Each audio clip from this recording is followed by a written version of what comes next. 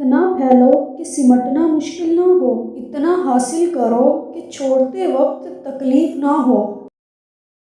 ایسی دعوت میں جانے کا کیا فائدہ جس میں نہ جانے سے دعوت کی مجموعی کیفیت پر کوئی نمایاں اثر نہ ہو۔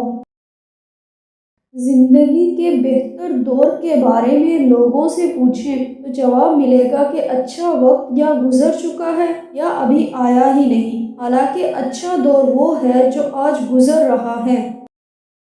عاقبت اس وقت کو کہتے ہیں جب محسن اپنی نوازشات کا حساب مانگے۔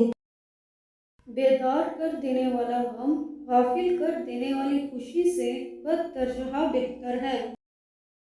جس نے موت کا راز جان لیا وہ زندگی کے انقلابات سے متاثر نہیں ہوتا، اور جس نے زندگی کا راز جان لیا اس کو موت کی کار فرمائیاں مایوس نہیں کر سکتی۔ ایسے علم کا کیا فائدہ جو صاحب علم کو سکون نہ دے سکے اور نہ اس کی ضروریات مہیا کر سکے۔ ایسے علم سے نجات کی دعا کرنی چاہیے۔ لوگ تو ہماری خوشی میں شریک نہیں ہوتے، غم میں کون شریک ہوگا؟ گلاب کا نام خوشبو کے پروں پر سفر کرتا ہے۔ گلاب ذات ہے اور خوشبو صفت۔ ذات اپنی صفات کے حوالے سے پہچانی جاتی ہے۔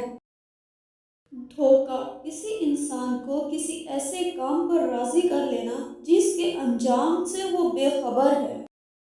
وہ انسان روح کے ویرانے سے نکل نہیں سکتا جس نے ماں باپ کا ادب نہ کیا اور جس کو اولاد سے پیار نہ ہو۔ ویڈیو پسند آئے تو اسے شیئر کریں، لائک کریں اور چینل کو سبسکرائب کریں۔